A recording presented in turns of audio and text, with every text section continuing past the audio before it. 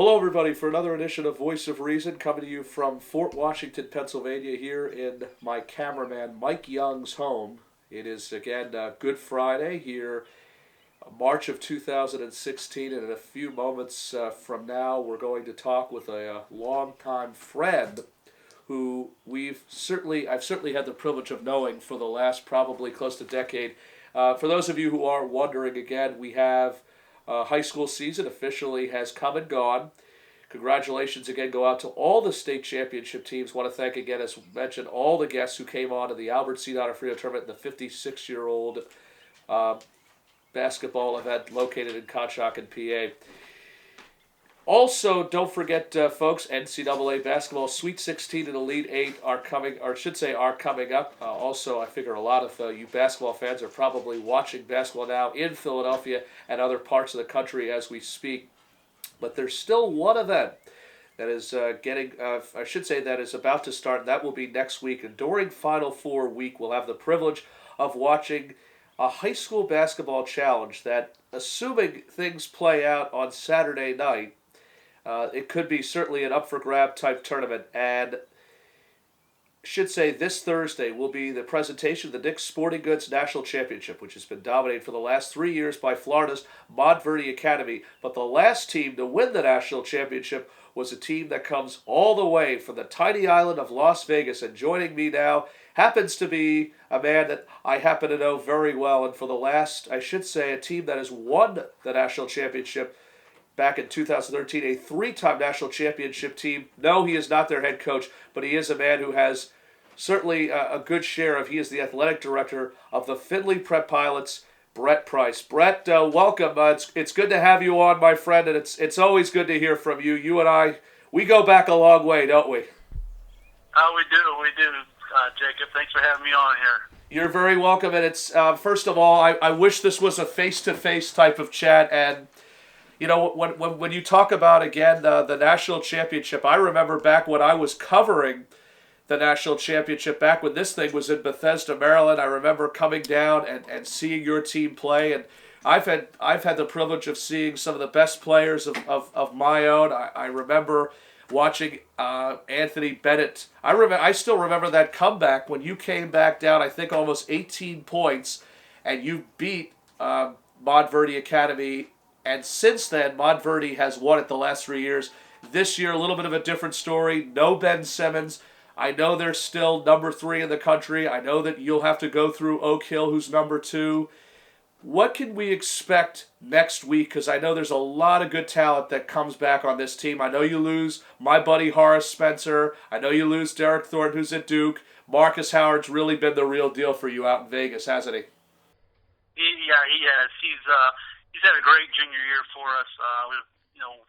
As a team, this year we don't have a big mega star or McDonald's All-American for the first time in a long time, but we have a really good tight unit team that really plays well together as a team, and that's hard to do on some of the stuff that we do as a prep school, getting in new kids here and there, year after year. We got a few that stay from year to year, but it's tough sometimes to get them to buy in and mix. But this year's team, we really like how they've come along, and so far so good. We're 28-1 and heading into next week to play Miller Grove out of Georgia.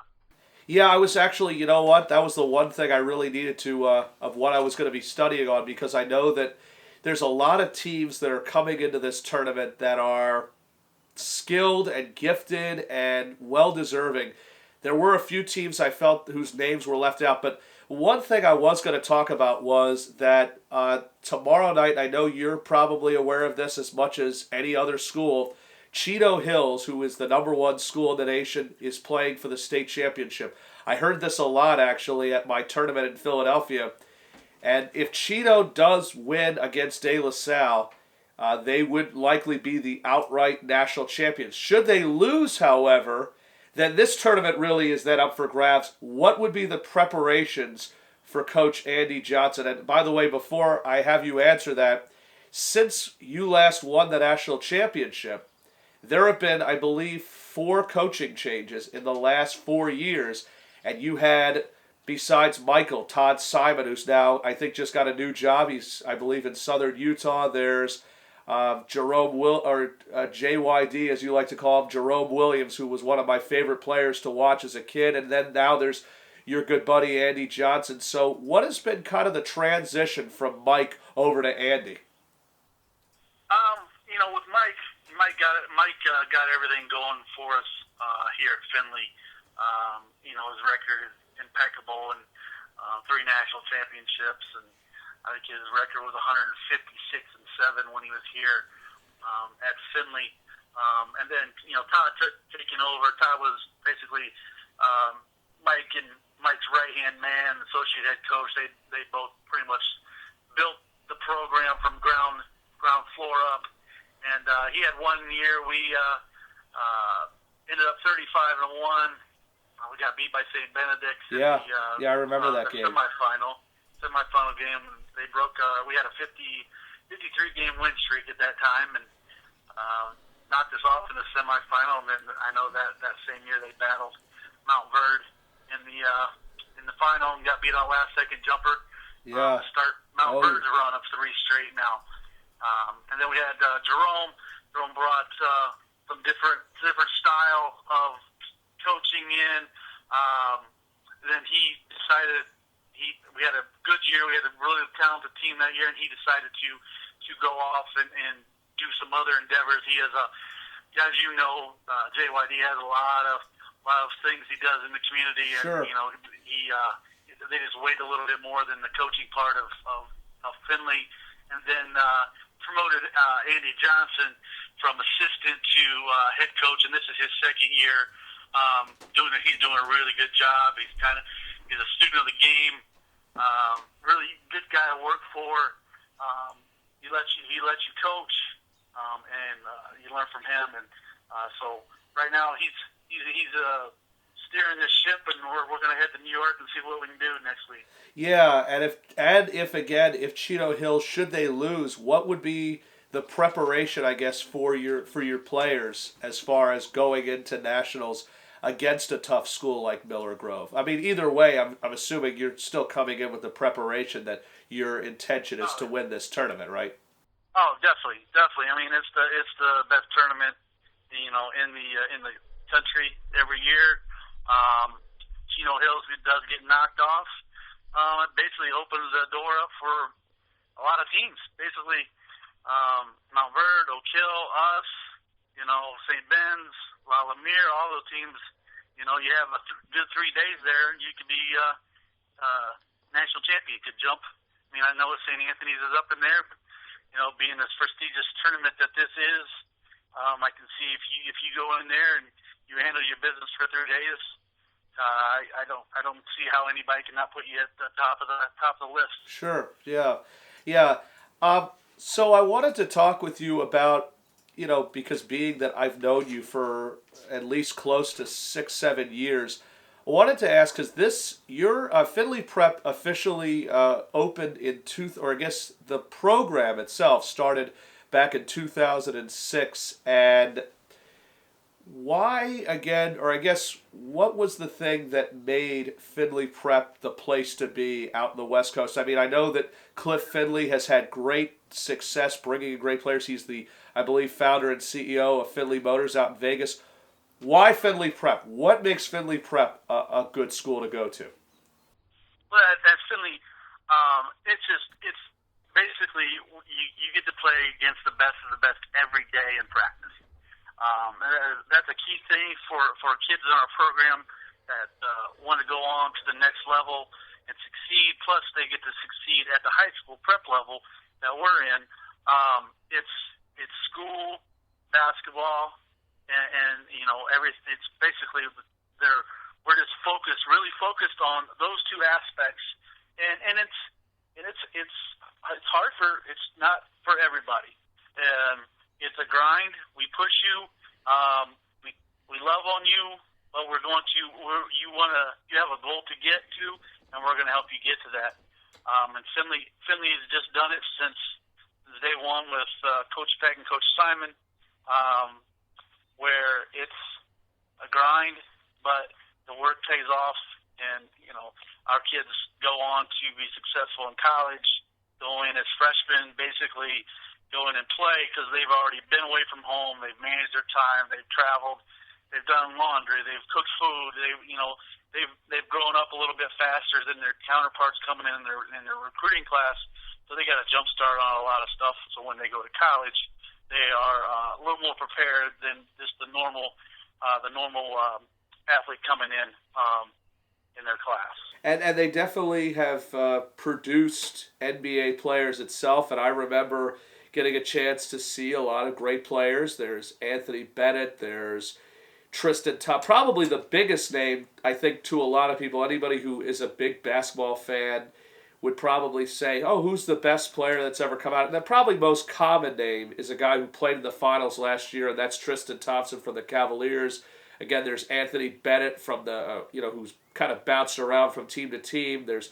I remember getting a chance to see Nick Johnson, who's now playing in the league, and I believe DeAndre Liggins and probably the most also noticeable was, I believe, Corey Joseph and Avery Bradley, also two names who are playing professionally. So I guess the results really have been very successful because you have produced about 7 or 8, if not, and I think the list is certainly going to be growing. I would assume you'd agree with that. Yeah, so we've been blessed with great basketball players and even better people that we've had a chance to coach over the last 10 years, the first 10 years of the program, and the hard work that they put in and paid off. And we have 10 guys in the NBA now between being drafted and free agents, and in just a short amount of time.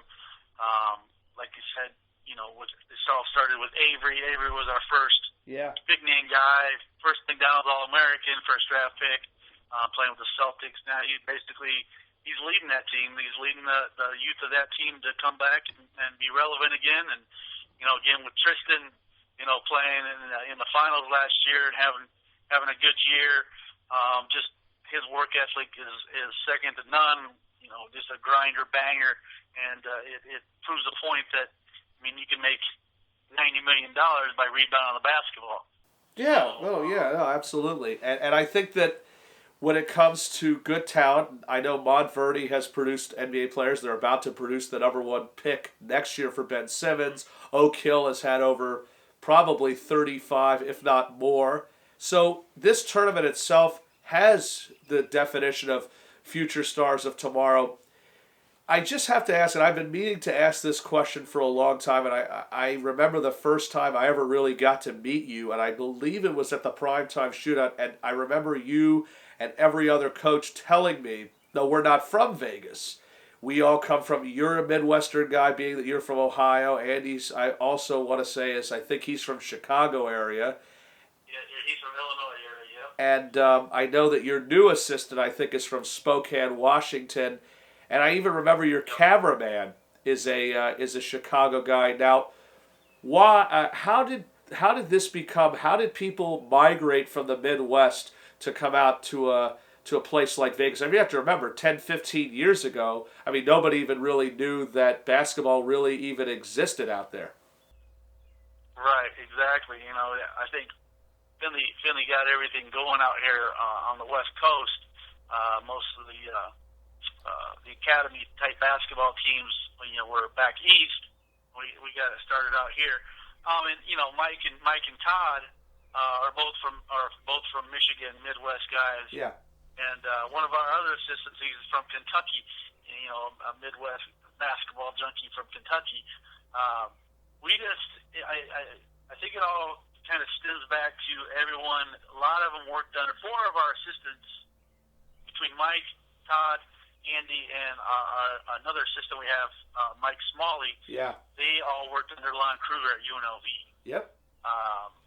So that kept them in town, and the relationship that we all have with Mr. Findlay, it just started that way, and we got it rolling 10 years ago, and hopefully keep rolling for a long time. He's done a really good job as far as bringing in a good group of kids.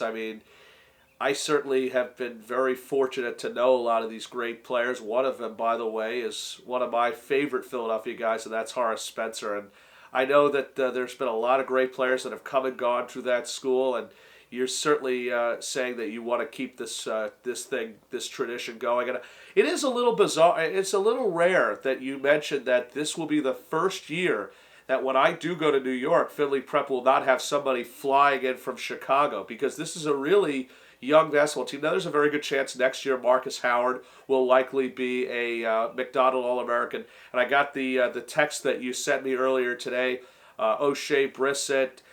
Tell me some more about what we can expect from Findlay Prep this coming Thursday. Give me some of the players. Sure. Like you mentioned, like you aforementioned, Marcus Howard. He's 5'11" shooting guard we have. Can fill it up. We've had some really good shooters in Findlay Prep history, and he's arguably right up there with some of the best, with like Lonzo Trier and Rashad Vaughn. He's right up in there with shooting the ball. He's shooting 52% from three this year, shooting 92% from the line. He's leading us in scoring with 18.6 points a game. Just doing a great job for us. And then our junior leader, PJ Washington. He's a top 15 kid in most of the rankings. Yep. He's averaging 16.9 and 9.4 rebounds per game. All five of our starters are averaging double years, with Carlos Johnson at 14.7. UNLV kid, I believe, if I'm correct. Yeah. Carlos is going to UNLV. He's already signed with UNLV. Yep. And then our point guard, Skylar Mays, is in Baton Rouge, Louisiana. He is going to LSU. He's already signed with LSU, and he's just our floor general. He's in the mold of Corey Joseph and Nigel Williams-Goss, and then he's unselfish. He gets us in things. He's just a pure pass-first point guard. So we're going to miss him next year, so we've got to go out and find a new one. Then I think the key to this year's team is we're really strong on the bench. We got four deep coming off the bench that are really strong. Just like last year, we were a little bit thinner on the bench, and we got thin. And with our overtime game with Mount Vernon, when we had about 4 or 5 guys foul out, this year's bench is really, really strong. With all juniors coming off the bench for us, and Tristan Clark, Lamine Diane, Devon Cooper, and Donnie Tillman. So we're real confident in our bench. So we could have easily 9 starters out of this.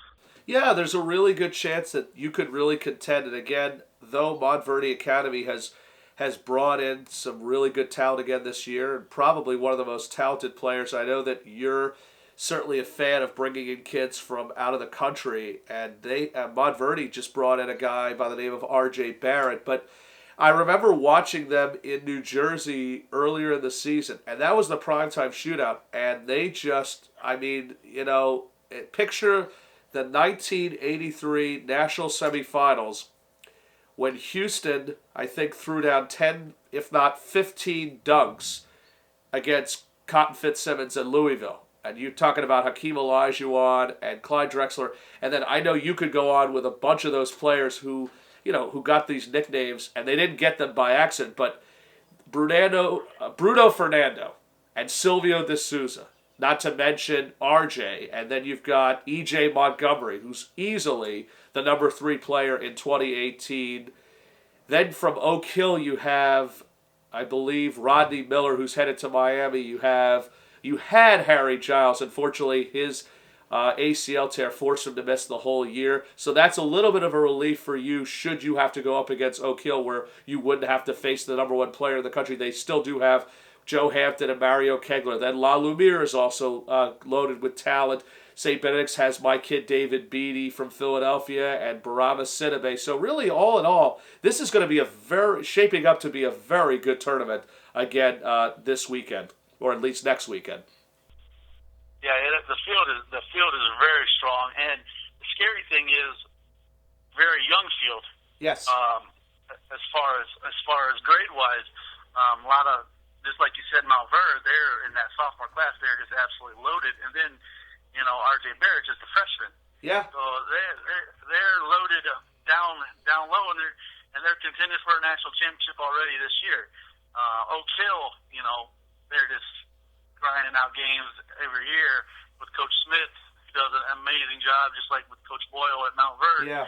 Two great coaches we get to go up against and try to match wits with a couple Hall of Famers probably. And Oak Hill, they lost Harry Giles, yes, but they are talented. Oh my goodness, they're talented. Yeah. Oh yeah. I watched their game the other night, and their guards are really unbelievable with Coleman and Weddington. And then, Lala Mears, back in the mix after missing out last year. Real strong guards with Bowden and sure. Little point guard. Yeah. And then they got size up front. And then, St. Ben's, we played them already this year, and they're as talented as anybody in the country. They're skilled. We got them that day, but they could come out at any time, and they're very talented. And with Beatty and the kid going to George Washington, I can't remember his name off the top of my head. But, well, they have there's Arnaldo really Toro, good team there too. Arnaldo Toro and Barama Siname. Toro. And like very good team. It's gonna be a very good matchup. Let's talk about your matchup with Miller Grove. Over the years, this team has produced great talent from guys like Tony Parker. What do we need to expect of this Miller Grove team from Georgia? Miller Grove, what can you say about them? They won 7 out of the last 8 Georgia State championships in the 6A division. That program just breeds winners. They just win, and they always just keep winning. Coach White does an amazing job down there with just producing talent and teams, and his teams play as a team. That's the whole thing with them. They are a team. They have the only McDonald's American kid in the field this year with Alteric Gilbert, who's he's going to UConn, and he fits right into the same mold of all the UConn guards that can just take over a whole game by themselves and be a nightmare, and you won't sleep for weeks trying to figure out how to stop him. And then they have good guards. They play real hard. They change the defenses up on you. They're just cause havoc. They press. They're going to form a big challenge for us, just strictly on the way that their style of play, and they try to speed you up, and they just prey on people and get turnovers and score. They're averaging 77 points a game and giving up 54 points a game. So, they're going to give us all we want. That's for sure. Yeah, we're definitely looking forward to seeing that. Findlay Prep again is in action this coming Thursday against the tough Georgia State champion Miller Grove basketball team, and that will be later on, I believe, in the day on Thursday. Again, Thursday, March 31st into April 2nd. Certainly hoping that our good buddy Brett Price and his Findlay Prep Pilots will be in the finals at Madison Square Garden. And I know that for you, Coach, I know that's something you definitely would like to have against either Kevin Boyle or Steve Smith, because I still think that all roads will lead between those two teams who have faced each other in each of the last 3 seasons. Brett, as always, we thank you for your time. It's so good to hear from you, as always, and I really look forward to seeing you next week in New York. Like I said, our history goes so far back, and I can't wait to see that history continue next week in New York. All right, Jacob, buddy. I appreciate you having me on here, letting us talk about that. You're very welcome. Brett, a pleasure as always. We'll see you next week in New York. Brett Price again joining us, the athletic director, and I should say the assistant coach to Andy Johnson, the Findlay Prep Pilots. Findlay, again, as mentioned, is the last team to win the national championship before Montverde Academy has won it in each of the last 3 seasons. Again, don't forget this weekend will be the Hoop Group AAU Showcase. Talented AAU programs we'll have on our show. PSA Cardinals, South Jersey Jazz featuring Tim Legler, and many, many more will be at Hoop Group this coming weekend in Neptune. Now, it will be a one-day event as it is Easter weekend again here in the East Coast, or I should say all over the world. I want to thank again Brett Price, again, the Findlay Prep Assistant and Athletic Director, for joining us. From all of us again here at Mike Young's house here in Fort Washington, my cameraman. I want to thank him again for giving us the opportunity for our first ever Voice of Reason phone chat interview. I'm Jake Schwartz. We'll see you at the games.